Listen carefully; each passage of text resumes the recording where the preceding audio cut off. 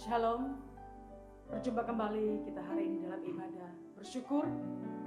Kalau masih ada waktu buat kita beribadah bersama-sama, mari siapkan hati kita, bawa pujian, bawa penyembahan yang terbaik bagi Dia. Karena Dia Raja di atas segala raja, layak menerima segala pujian. Yang terbaik hanya bagi Tuhan kita Yesus Kristus. Amin. Seperti mentari yang bersinar, itulah kasih Tuhan.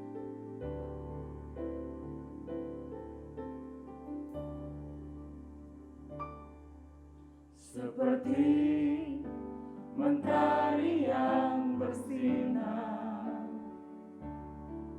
seperti itu kasih Bapa,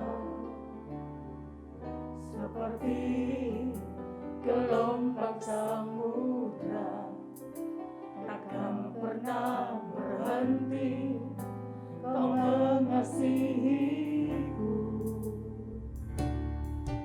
Seperti tingginya langit biru, demikian tinggi kasih Bapa. Sedalam lembah bayang maut, demikian dalam Kau tebus hidupku. Kasih-Mu Tuhan, kasih-Mu lebih dari mentari yang tak pernah berhenti memancarkan sinarnya. Cinta-Mu lebih dari samudra, tenggelamku di dalam kesetiaan-Mu Tuhan.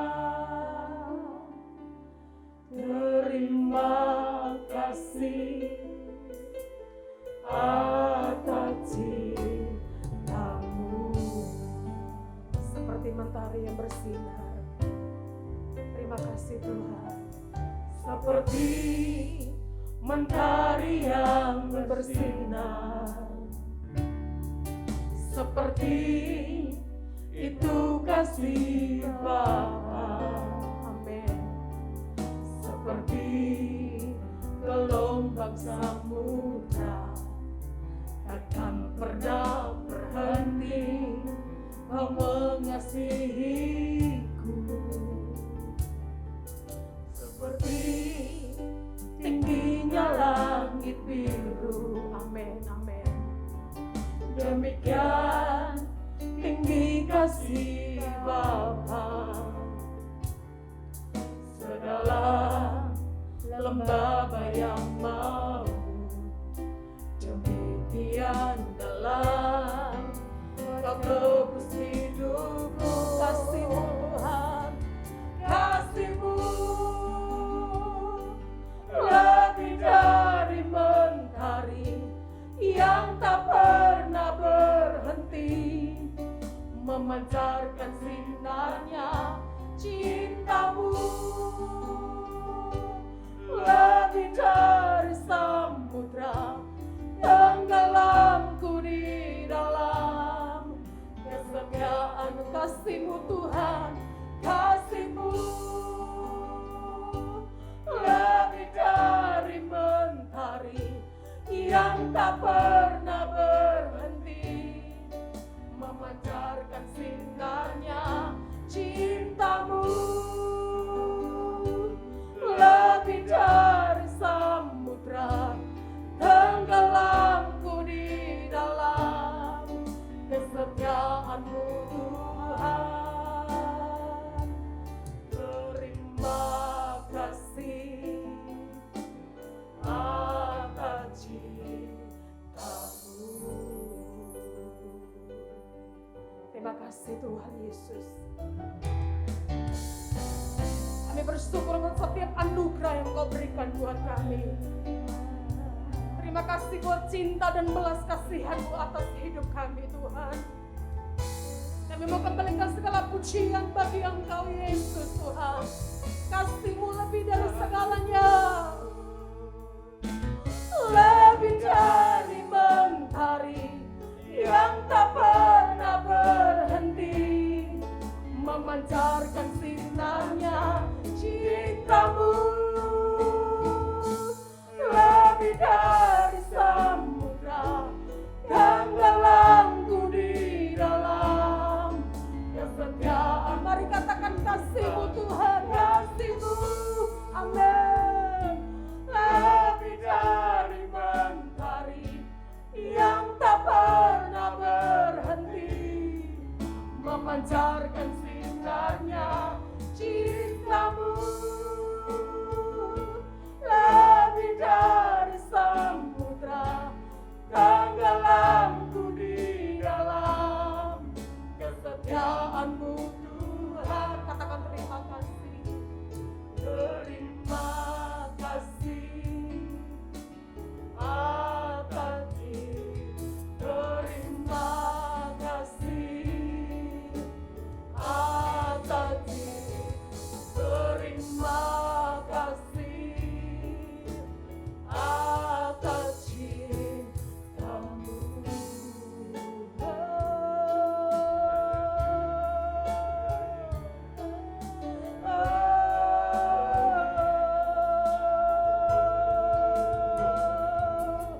Segala pujian syukur hormat bagi-Mu Tuhan, kami puji Engkau. Sembah Dia, sembah Dia. Oh, haleluya, haleluya. Hosana bagi-Mu Tuhan, hosana bagi-Mu Tuhan. Raja segala raja, Kau Tuhan bagi kami. Haleluya, haleluya, haleluya. Terima kasih Tuhan, terima kasih Bapa. Syukur bagi-Mu Tuhan, hosana bagi-Mu. Hosana, hosana bagi-Mu Tuhan, hosana bagi-Mu.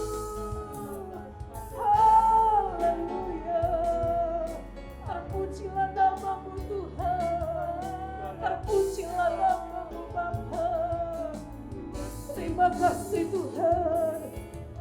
Kembalikan segala pujian, hormat, syukur bagi-Mu Tuhan.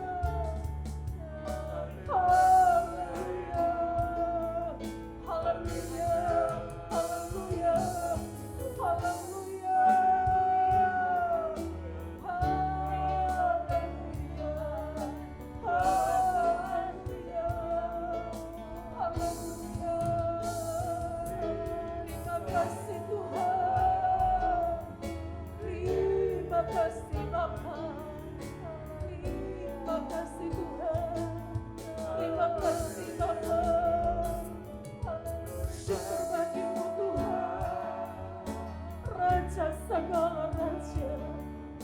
Kau yang layak terima segala pujian, hormat dan kemuliaan selamanya Tuhan, selamanya Tuhan, selamanya Bapa, selamanya. Kasih-Mu lebih dari mentari yang tak pernah berhenti, memancarkan sinarnya. Cinta-Mu lebih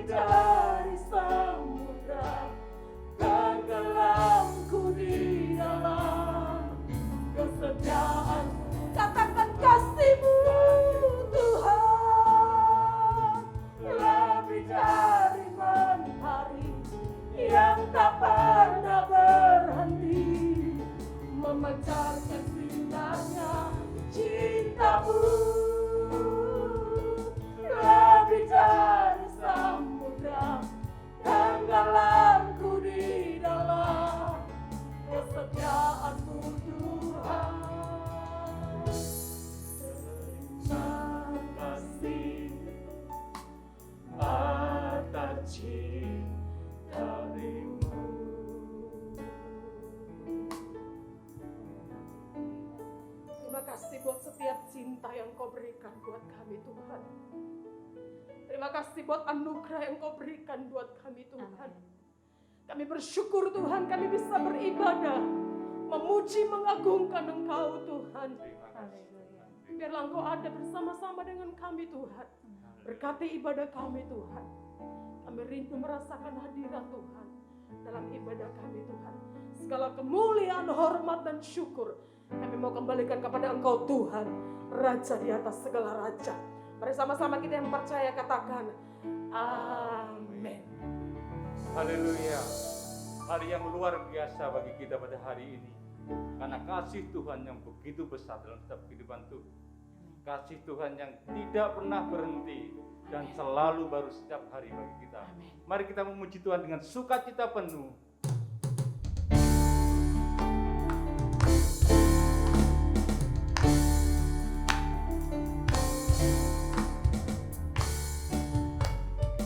Haleluya.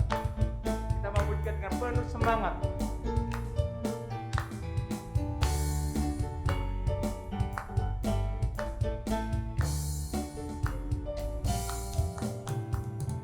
Kasih Allah tak berkesudahan, selalu baru setiap hari. Rahmatnya pun tak pernah berakhir seumur hidupku.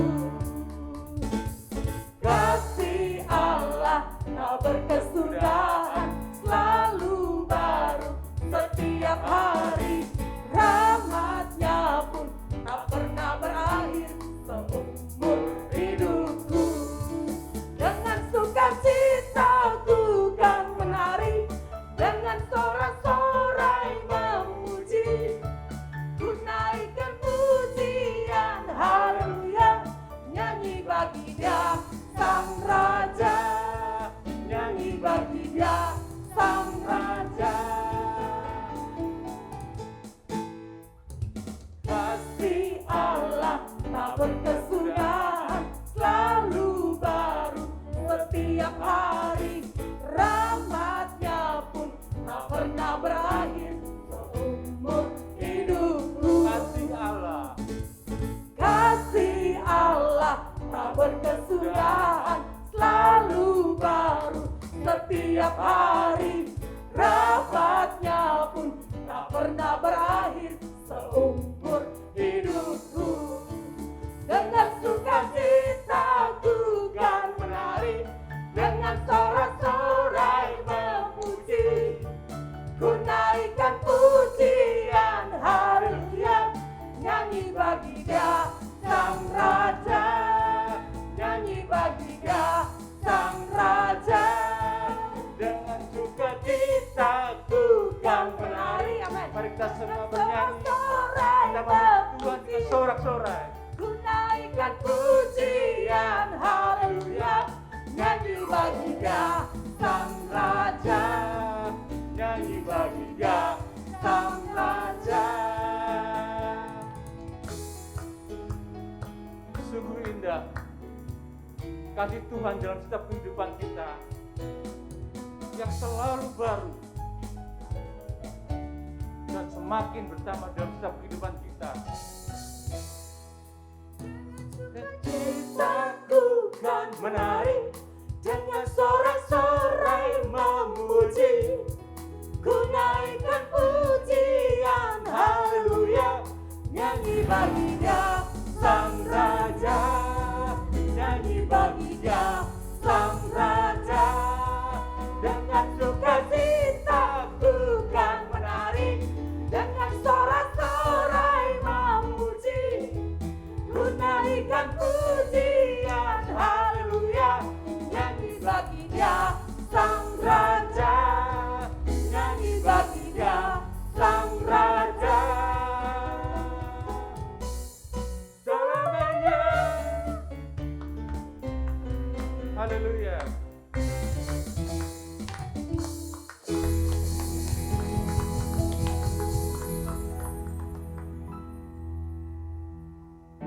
Haleluya. Kasih Allah yang tidak pernah berkurang buat hidup kita, yang memelihara kita senantiasa hari lepas hari. Hidup kita adalah anugerah dari Tuhan. Kasih-Nya tidak dapat dibandingkan dengan apapun, tidak dapat disetarakan dengan apapun, sebab kasih-Nya tiada duanya. Haleluya.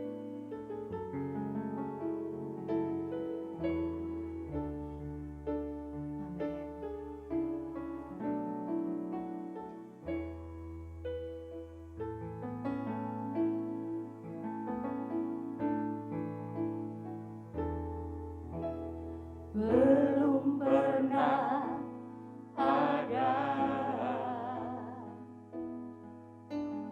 kasih di dunia sanggup menerima diriku apa adanya selain kasih-Mu, Yesus. Sungguh tiada lagi,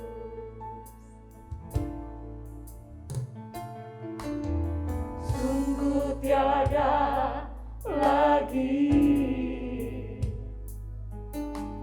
kasih seperti ini. Sanggup mengubahkan hidupku menjadi baru selain kasih-Mu, Yesus.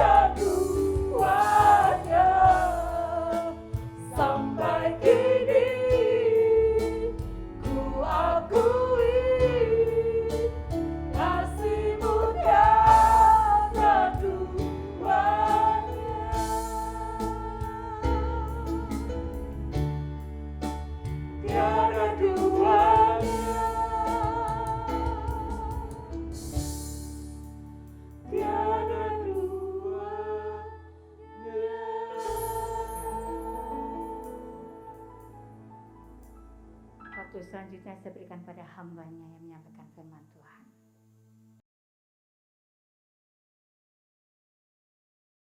Bapak-bapak, ibu-ibu, saudara sekalian, shalom.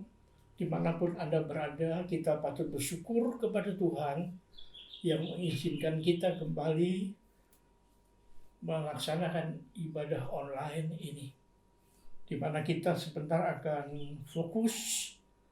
Saya mengajak Bapak Ibu konsentrasi untuk mendengar renungan penjabaran firman Allah.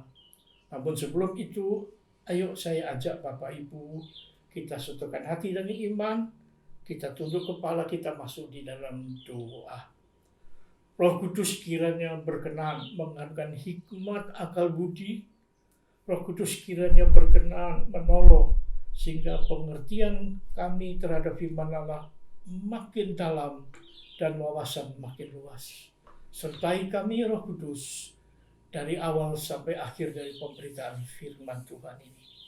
Terpuji nama Tuhan, dalam nama Tuhan Yesus. Haleluya. Amin. Bapak-bapak, ibu-ibu, saudara sekalian, ketika saya duduk membaca Alkitab, merenungkan firman Allah dari lembar satu ke lembar yang lain, saya menjumpai bahwa di dalam firman Tuhan, firman Allah menekankan ada beberapa hal yang penting. Misalnya saja saya beri contoh iman, betapa pentingnya iman itu yang sangat berkaitan dengan pengharapan. Lalu betapa pentingnya doa, doa sepenuh hati. Lalu yang lain lagi, betapa pentingnya yang namanya dedikasi, pengorbanan, dan loyalitas, kesetiaan. Dan masih ada beberapa lagi yang lain.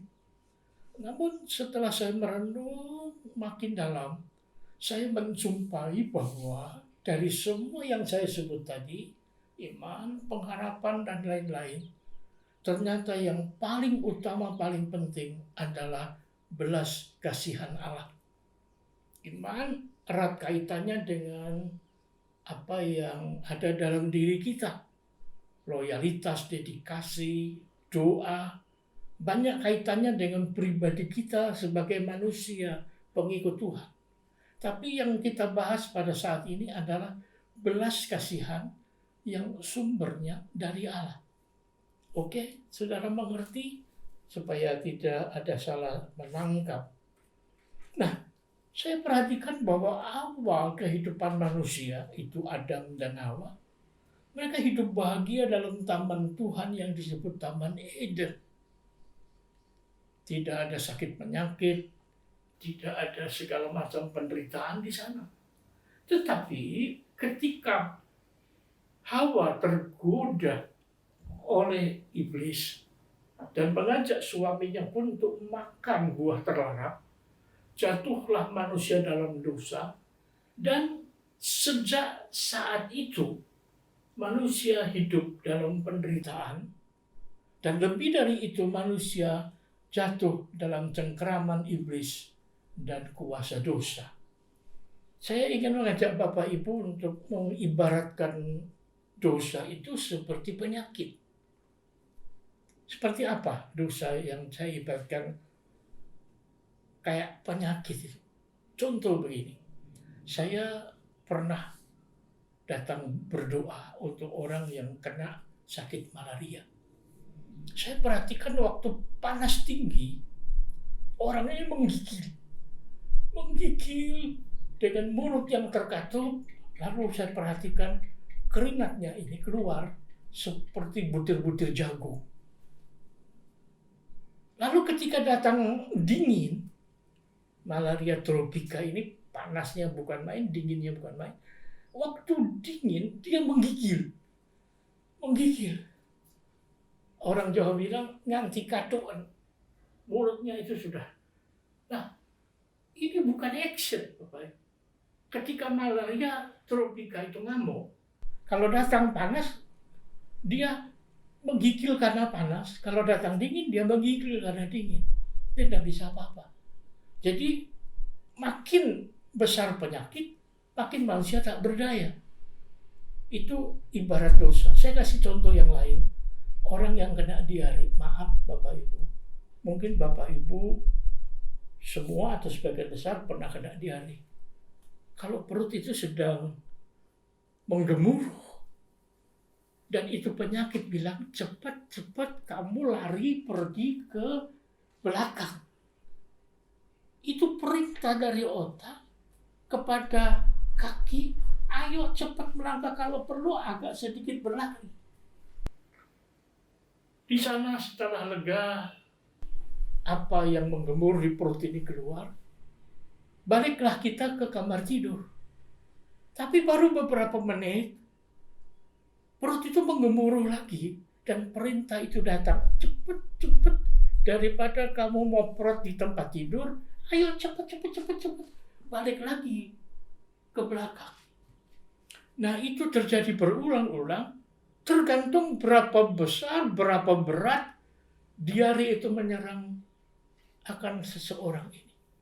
Jadi dengan kata lain, saya ulangi, seperti itulah dosa. Makin dosa itu besar, makin manusia tak berdaya. Sehingga ibaratnya meninggalkan tempat tidur pun sudah tidak sanggup. Oke? Itu ditulis. Ayatnya mengatakan dalam Kejadian 3 ayat 37, ayat 27. Maka terkutuklah tanah, maka terkutuklah bumi, karena manusia, karena engkau telah jatuh dalam dosa. Dan dengan susah payah engkau akan mencari rezekimu, engkau akan mencari nafkahmu dari tanah sepanjang umur hidupmu. Dan ini merupakan hukuman Allah agar manusia itu ngerti bahwa dosa itu punya risiko, yaitu manusia jatuh dalam cengkeraman iblis dan dosa. Akan tetapi, di mana letak belas kasihan Tuhan? Saya akan mengajak Bapak itu merenungkan hal ini. Ada banyak orang yang kurang teliti mungkin, kurang sabar mungkin dalam membaca Alkitab. Orang hanya fokus kepada pohon yang menghasilkan buah terlarang. Jangan dimakan, kalau dimakan jatuh dalam dosa. Oke. Tetapi yang saya ingin sampaikan ada sesuatu yang jauh lebih berat. Rencana iblis yang jauh lebih kecil. Apa itu? Di dalam taman Tuhan itu, selain pohon yang menghasilkan buah terlarang, pengetahuan baik dan jahat, tapi ada pohon lain yang disebut pohon kehidupan abadi. Nah, kalau manusia itu makan buah pohon kehidupan abadi, dalam keadaan belum bertobat, dalam keadaan belum mendapat belas kasihan Tuhan, dalam keadaan belum mendapat pengampunan Allah, lalu makan buah abadi itu, maka manusia akan hidup kekal, hidup abadi dalam dosa. Dan ini adalah rencana iblis yang paling kejam. Karena iblis ingin manusia itu hidup dalam kehidupan abadi, hidup dalam kehidupan kekal seperti iblis. Tetapi Tuhan sangat mengerti rencana iblis itu.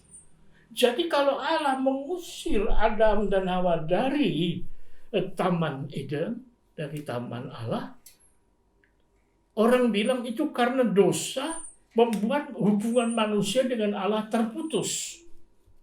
Nah, dengan demikian, maka Allah dalam tanda kutip terpaksa mengusir keluar manusia dari taman Tuhan. Karena dosa memutus hubungan Allah dan manusia. Itu benar.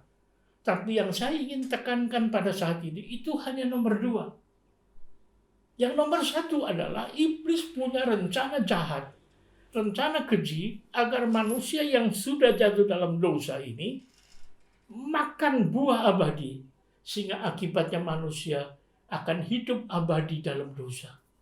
Tapi itulah tindakan Tuhan. Diusir keluar dari Taman Eden, supaya manusia tidak sempat makan buah abadi, Bahkan Allah mengutus kerub, mengutus malaikat dengan pedang yang bernyala-nyala dengan api, sehingga manusia tidak berani mendekat kepada pohon buah abadi itu. Nah, inilah yang saya ingin katakan. Saudara bisa perhatikan gambar bagaimana Hawa tergoda iblis, makan buah terlarang. Hawa memberikan buah terlarang itu pada suaminya, lalu kemudian diusir keluar dari taman Tuhan. Itu yang biasa, yang sering kita renungkan. Tapi izinkan saya menekankan satu hal. Iblis lebih kejam dari itu. Menghendaki manusia hidup abadi dalam dosa. Berikutnya, Bapak, Ibu, Saudara yang dikasihi oleh Tuhan, kita akan membahas yang berikutnya. Saya merenungkan bahwa Allah itu pemegang kekuasaan tertinggi. Jadi keputusan Allah adalah mutlak. Firman Allah adalah mutlak. Walaupun tentu di sana-sini ada perkecualian karena kebijaksanaan Tuhan. Nah, salah satu adalah yang ada dalam Ulangan 21 ayat 23. Terkutuklah manusia yang tergantung pada kayu. Terkutuklah manusia yang matinya tergantung di atas kayu salib. Dan kalau ditanya di mana belas kasihan Tuhan tentang manusia terkutuk tergantung dalam kayu, kita perhatikan berikutnya ini. Galatia pasal 3 ayat 13. Ada tertulis begini. Yesus Kristus telah menebus kamu dari kutuk, sehingga kutuk itu dihapus ketika Yesus Kristus mati di atas kayu salib. Tadi dengan jalan Yesus mati di kayu salib, dengan itu belas kasihan Allah berlaku, maka kutuk atas dosa itu dihapuskan. Nah, sekarang saya beralih kepada pola pikir orang Israel atau umat Yahudi. Mayoritas. Mereka itu sudah capek dalam penjajahan Imperium Roma. Mereka mendambakan kapan datangnya Mesias.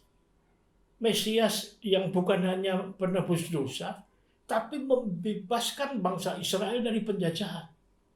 Dan ketika Yesus datang dengan segala mujizat, dengan segala kesembuhan ilahi, banyak umat Israel, banyak orang Yahudi berharap, apakah dia ini Mesias yang kami tunggu-tunggu, yang akan membebaskan kami dari penjajahan Imperium Roma. Tetapi Yesus Kristus tidak menunjukkan gejala, Yesus itu tidak menunjukkan tanda-tanda bahwa Yesus mempersiapkan penggulingan Imperium Roma. Yesus tidak menunjukkan apa yang perlu dilakukan untuk menggulingkan penjajah. Tapi Yesus berkata dengan jelas. Yesus berkata bahwa aku datang untuk mencari orang berdosa. Ibarat tabib, ibarat dokter, aku datang untuk mencari orang-orang yang sakit supaya sembuh, orang berdosa supaya ia bertobat. Bertobat itu dalam bahasa aslinya, baik bahasa Ibrani maupun bahasa Yunani, artinya berhenti dari dosa, berhenti dari perjalanan menuju ke neraka, dan berbalik kepada Allah untuk masuk dalam koridor Tuhan, jalan menuju surga yang abadi.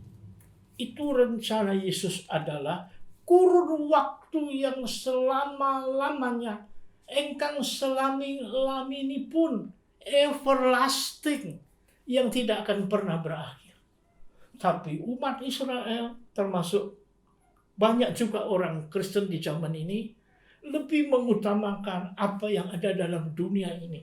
Pada rencana Tuhan adalah kurun waktu yang tidak pernah berhenti selama-lamanya. Itu yang saya ingin sampaikan kepada Bapak Ibu, ada tertulis dalam Efesus pasal 2 ayat 9, sebab oleh karena kasih karunia, oleh karena belas kasihan Allah, saudara dan saya, kita semua diselamatkan oleh iman kita kepada belas kasihan Tuhan. Itu bukan hasil usaha kita, bukan hasil saya dan saudara, tapi itu belas kasihan Tuhan, pemberian Tuhan, anugerah Tuhan. Dan wujud utama dari belas kasihan Allah ketika Bapa merelakan putra yang tunggal turun ke dalam dunia menjelma menjadi manusia dengan tujuan utama dan tujuan terpenting adalah mati di kayu salib, cucurkan darah dan menghapuskan semua dosa melalui pengorbanan dari belas kasihan Tuhan melalui Sang Putra yang rela mentaati apa yang Bapa inginkan. Itu yang saya bisa sampaikan, Bapak Ibu. Dan sekarang saya beralih kepada seperti apa penilaian Tuhan terhadap kebaikan kita, kepada hal-hal benar yang kita lakukan dalam kaitan pengampunan dosa dan hidup kekal. Yesaya 64 ayat 6 mengatakan, demikianlah kami sekalian seperti seorang najis, dan segala kesalehan kami, semua kebaikan yang kami lakukan, itu di hadapan Tuhan ibarat seperti kain kotor. Kami sekalian layu seperti daun, dan kami lenyap oleh kejahatan kami seperti layunya daun-daun yang lenyapkan diterbangkan oleh angin. Saya akhirnya bertanya, apa artinya kain kotor? Terus saya buka kamus, saya ingin mengerti kain kotor itu apa dalam bahasa aslinya, maksud yang sebenarnya. Ternyata di dalam bahasa Inggris disebut filthy rag. Bahasa Ibrani kalau tunggal itu ek, kalau jamak itu meide. Artinya apa? Kebaikan kami, kesalehan kami, perbuatan kami yang kami anggap baik itu di hadapan Tuhan. Itu seperti kain lap yang kotor, kain lap yang jelek, yang dekil, yang buruk.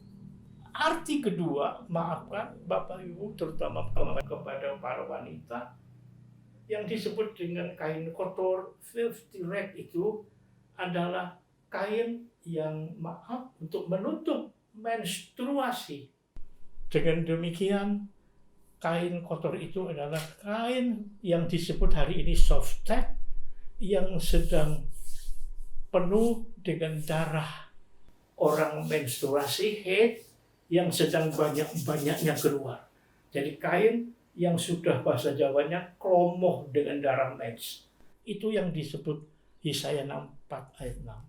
Filthy rag. Jadi itu membuat saya makin mengerti. Ada orang yang membayangkan ini bukan iman Kristen ya, dari yang lain. Itu seperti neraca. Kalau banyak berbuat baik, maka timbangannya mengarah kepada surga.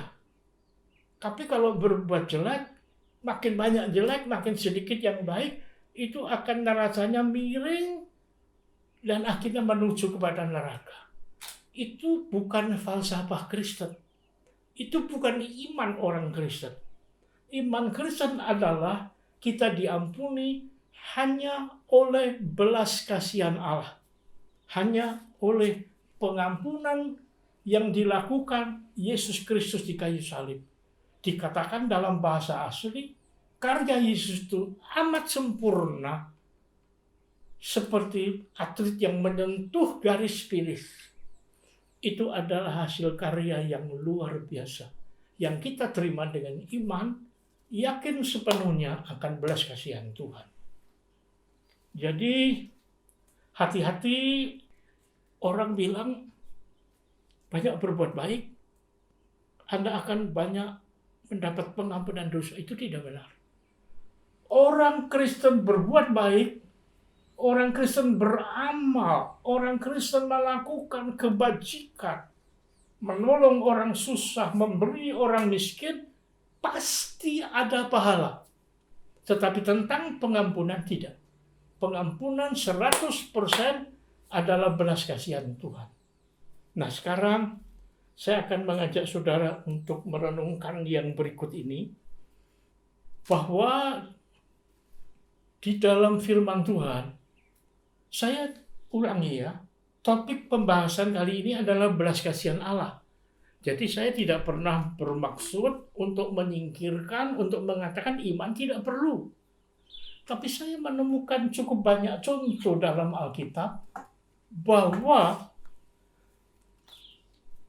ternyata belas kasihan Allah itu baik langsung dari Bapa maupun dari Roh Kudus maupun oleh Yesus. Ternyata belas kasihan itu ada di dalam banyak ayat, dalam banyak kisah di kitab Injil. Saya akan kasih contoh. Dalam Matius pasal 14 ayat 14 dikatakan, datanglah banyak orang sakit berkerumun dan Yesus menyembuhkan mereka. Tidak ada kata, oleh karena iman mereka yang memindahkan gunung, karena iman mereka yang mencabut pohon sampai ke akar-akarnya, maka mereka disembuhkan. Hanya oleh karena belas kasihan Allah, orang sakit disembuhkan. Dan ketika KKR 3 hari, umat Israel sudah kehabisan bahan yang untuk dimakan, Yesus berkata, mereka dalam kondisi lapar. Mereka udah 3 hari ikut KKR ini, mengikuti ceramah, khotbah, pengajaran Yesus selama 3 hari. Jadi mereka sekarang ini dalam keadaan lapar, kamu harus kasih mereka makan. Murid-murid berkata, loh, dari mana kami bisa kasih makan orang segini banyak? Laki-laki saja 5.000 orang. Belum perempuan, belum anak-anak. Berapa dinar? Kalau uang kita misalnya berapa ratus juta harus disiapkan supaya mereka bisa makan. Lalu Yesus berkata, kamu harus kasih makan. Datanglah 5 roti dan 2 ekor ikan, dan dengan mujizat dan belas kasihan Allah, terjadi penggandaan roti dan ikan, sehingga ribuan orang makan kenyang. Itu bukan karena iman mereka yang meyakini bahwa ribuan orang bisa makan, karena iman yang memindahkan gunung, karena iman yang mencabut pohon sampai ke akar-akarnya dan melempar ke dalam laut, bukan. Tapi karena belas kasihan Tuhan. Lalu kalau kita lihat berikutnya, tadi ada orang sembuh, sakit disembuhkan, memberi makan ribuan orang hanya dengan 5 roti dan 2 ekor ikan. Saya juga membaca dalam Matius pasal 20 ayat 34, orang buta melihat. Oleh karena apa? Belas kasihan Tuhan. Bahkan orang kusta berteriak dari jauh, Guru, Yesus, kasihanilah kami. Yesus hanya oleh belas kasihan orang-orang kusta itu disembuhkan dan ditahirkan. Tidak ada satu kata, tidak ada satu ayat yang mengatakan satu kalimat bahwa oleh karena orang-orang kusta itu punya iman yang sangat luar biasa, mereka ditahirkan, disembuh. Tidak. Ayatnya jelas tertulis, belas kasihan dari Allah dalam Yesus Kristus. Jadi saya ingin merangkum, kita diampuni, kita disembuhkan, kita diberkati, kita dipulihkan dari segala masalah hanya oleh, terutama karena belas kasihan Allah. Nah, kalau kita beralih, saya mengajak Bapak Ibu untuk merenungkan kisah anak sulung dan anak bungsu, di mana anak sulung itu tidak bisa menerima bapak yang menerima anak bungsu yang jatuh dalam dosa, hidup foya-foya menghabiskan harta warisan, hidup dalam persinahan dan perjudian. Kok diterima dengan sukacita? Kok diterima dengan pesta yang meriah? Anak sulungnya tidak mengerti hakiki. Hakiki itu esensi. Hakiki itu arti yang sesungguhnya dari belas kasihan Allah. Pola pikir atau paradigma dari anak sulung, hati anak sulung, nek kamu baik, kamu diberkati. Nek kamu jahat, kamu jelek, kamu harus dikutuk, dihukum. Jadi anak bungsu ini pergi, sudah selayaknya dia menerima penderitaan. Itu akibat, itu risiko dari dia keluar dari kebenaran, keluar dari hukum Taurat. Tetapi disinilah saya ambil kesimpulan. Ternyata anak sulung ini dia tidak mengerti hakiki, arti sesungguhnya dari belas kasihan. Tidak bisa ngerti bapak itu lari menyongsong anak bungsu yang sudah pasti berapa hari tidak mandi karena dia hidup di kandang babi. Sudah pasti bau, kotor, dan pasti miskin karena dia sudah tidak punya apa-apa. Kok bapak itu bisa lari memeluk dia? Terus itu seperti apa? Anak sulung tidak mengerti. Saya terus melanjutkan apa yang diumumkan Yesus dalam Lukas 15 ini. Ternyata saya akhirnya mengerti yang dimaksud Tuhan secara lebih mendalam. Anak sulung itu yang dimaksud oleh Yesus adalah orang Farisi, ahli Taurat, imam-imam kepala yang mendasarkan kepada hukum Taurat. Mata ganti mata, gigi ganti gigi, nyawa ganti nyawa. Tetapi anak bungsu yang dimaksud oleh Yesus itu adalah pemungut cukai dan perempuan-perempuan sundal yang hidup dalam dosa. Jadi di balik kisah anak sulung dan anak bungsu ini ada tersirat seperti itu. Nah, saya khawatir, semoga tidak, jangan sampai Anda adalah orang-orang yang dengan pikiran seperti anak sulung. Nek api, ya diberkati. Nek elek, ya dihukum. Kalau perlu, dia dibuang. Nah, jangan sampai kita seperti orang-orang Farisi, ahli Taurat, yang pada hakikinya tidak mengerti apa itu belas kasihan Tuhan. Sekali lagi izinkan saya mengulangi, silakan Anda memperhatikan tayangan ini, bahwa ketika Yesus Kristus 6 jam di atas kayu salib, Yesus berkata, Bapa ampunilah mereka, karena mereka tidak sadar apa yang mereka lakukan. Dan Yesus Kristus sebelum mengembuskan nafas terakhir, beliau berkata, sudah selesai, sudah genap. Dan menurut saya ayat ini adalah ayat kunci dari seluruh Alkitab. Bahwa belas kasihan Allah sudah diselesaikan secara sempurna, sudah dilakukan, kutuk itu dihapus secara lengkap ketika Yesus mengembuskan nafas di atas kayu salib.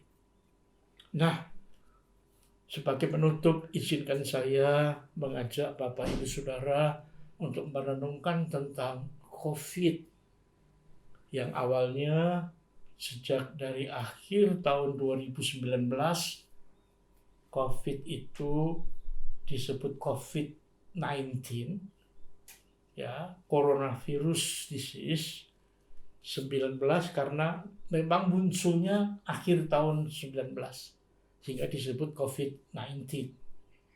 Tetapi kemudian setelah berjalan 1 tahun, muncul varian-varian baru, di mana menurut penelitian para ahli ada 10 varian baru. Tapi yang paling menonjol adalah 3, yaitu Alpha, Beta, dan Delta. Kalau saya tidak salah itu adalah abjad Yunani. Nah, Bapak Ibu Saudara yang dikasihi oleh Tuhan, maaf ini saya tidak ingin berdebat. Setelah saya duduk merenung, saya minta supaya di print bahan-bahan tentang COVID-19, varian baru, alfa, beta, dan delta. Saya akhirnya mengambil kesimpulan begini Bapak Ibu. Tentang COVID-19 itu ada banyak kait mengait, ada banyak perbedaan dan ada persamaan-persamaan, sehingga akhirnya saya mengambil kesimpulan tentang COVID, coronavirus, yang menjadi disease, menjadi penyakit, itu banyak misteri.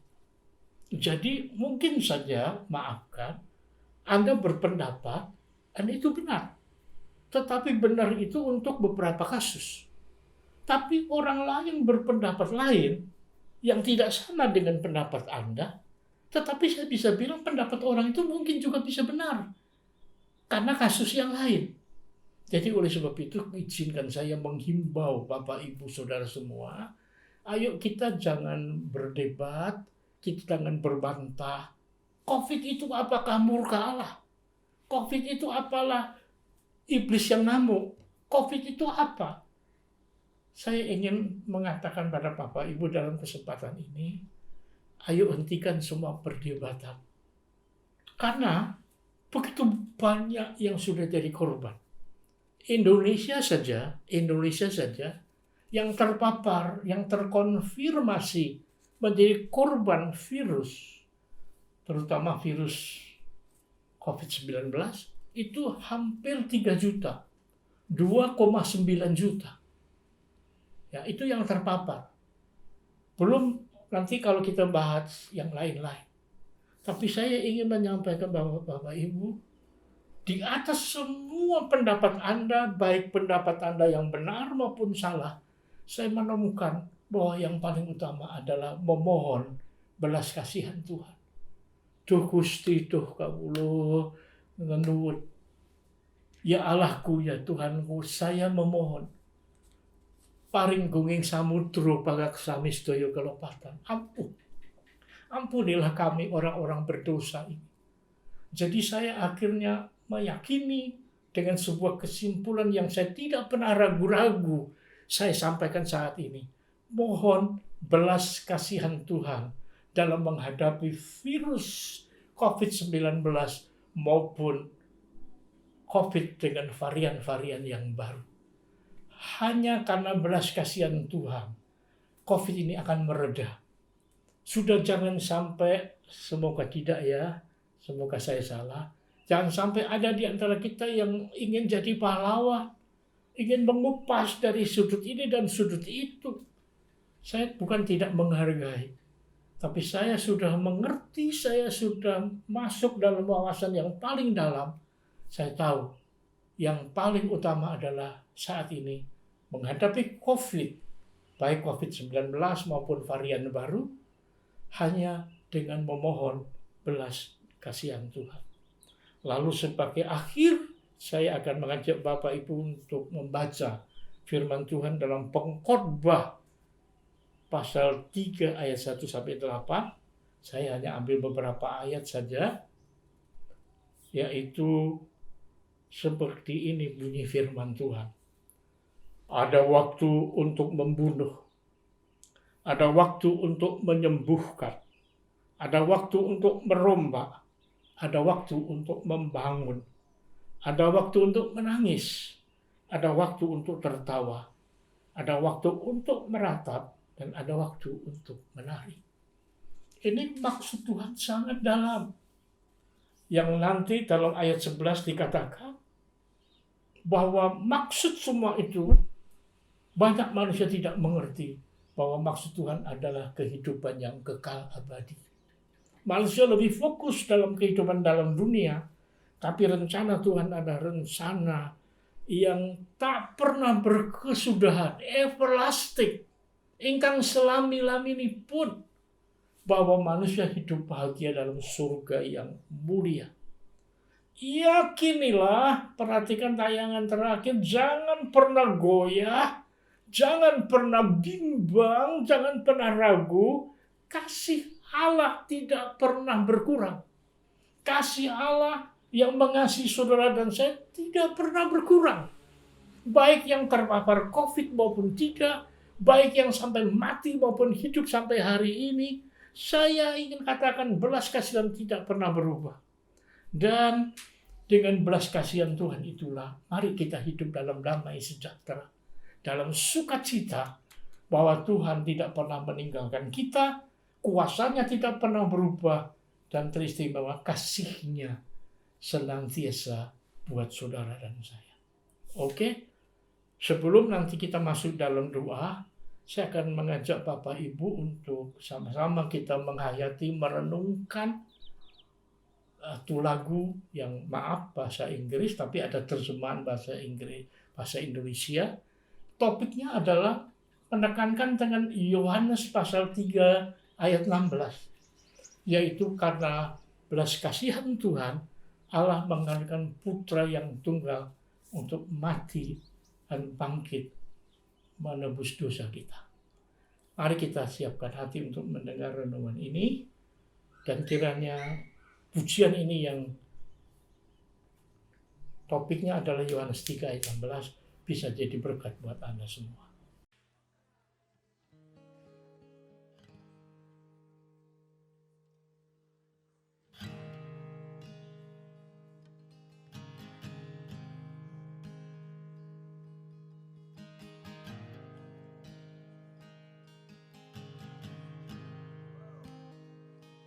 I love you, Lord. Oh, your mercy never fails me. And all my days I've been held in your hand. From the moment that I wake up until I lay my head, oh, I will sing of the goodness of God. 'Cause all my life you have been faithful, and all my life you have been so, so good. With every breath that I am able, oh, I will sing of the goodness of God. I love your voice. You will lead me through the fire, and in darkest night you were close like no other. I've known you as a father, I've known you as a friend, and I have lived in the goodness of God. Yeah. And all my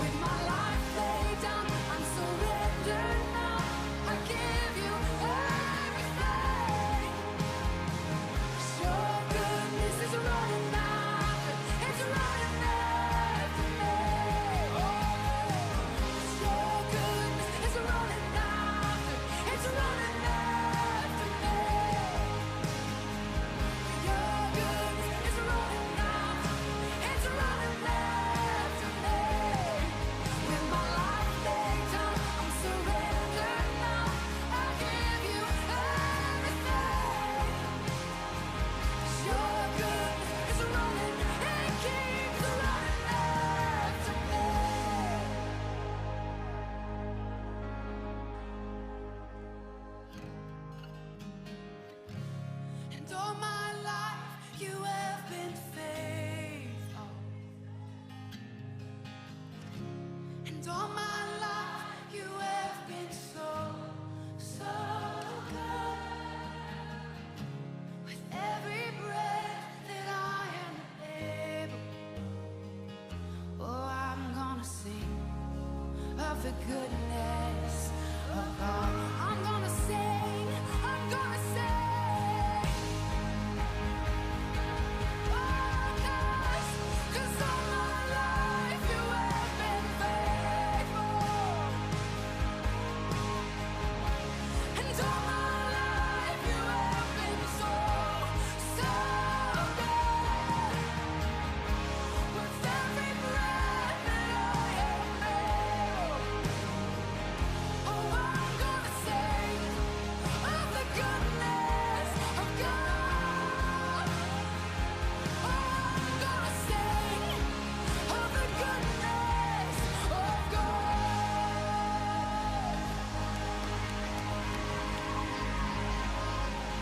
With every breath, oh, for all my days.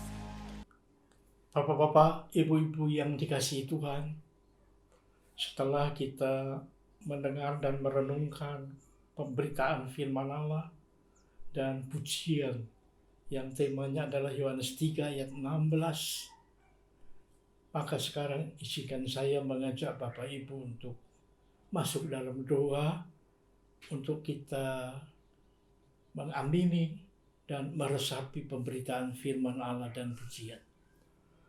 Roh Kudus, hamba-Mu telah menyampaikan, telah menjabarkan firman Allah, tapi kami sadar kami sangat terbatas.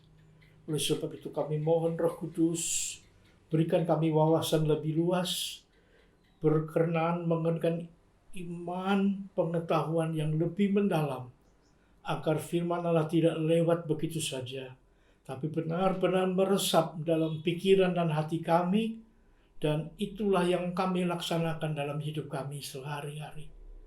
Dengan kesadaran penuh apapun, tapi yang terpenting dan terutama, yang tertinggi dan terbesar adalah belas kasihan Tuhan. Dan inilah doa kami untuk mengakhiri firman Allah di dalam berkat nama Tuhan Yesus Kristus. Amin. Mari Bapak Ibu, saya mengajak Bapak Ibu Saudara sekalian, terimalah berkat anugerah yang dari Allah Bapa, kasih sayang dalam Kristus Yesus Putra yang tunggal, pengentaran penyertaan yang dari Roh Kudus turun ke atas Bapak Ibu Saudara sekalian saat ini sampai selama-lamanya di dalam berkat nama Tuhan Yesus Kristus. Amin.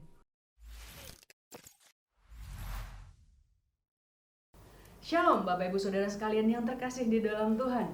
Bersyukur kalau kita pada hari ini bisa bertemu dan beribadah bersama meskipun secara online. Kami menyapa Anda semua yang beribadah, baik Anda yang berada di kota Kediri maupun di luar kota Kediri. Dan berikut ini akan saya sampaikan beberapa pengumuman penting berisi kegiatan gereja selama sepekan ke depan.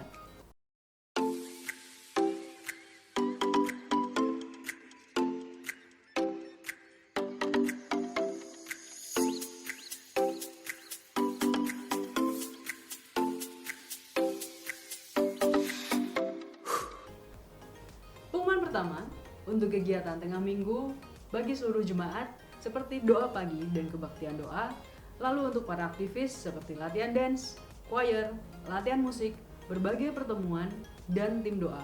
Untuk sementara pada minggu ini masih ditiadakan hingga ada pengumuman lebih lanjut. Untuk kebutuhan doa, kami menghimbau agar Anda bisa melakukannya baik secara pribadi maupun bersama keluarga di rumah. Dan bagi Anda yang rindu untuk berdoa secara korporat dan memiliki permohonan doa, kami himbau agar Anda bisa mengikuti doa online melalui aplikasi Zoom. Permohonan doa dapat Anda ajukan melalui WhatsApp sesuai dengan format yang ada di grup WhatsApp gereja.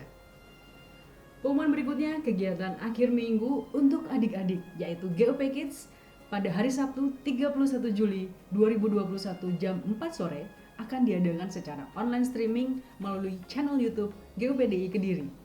Para orang tua kami himbau agar dapat mendampingi putra-putrinya selama mengikuti ibadah online.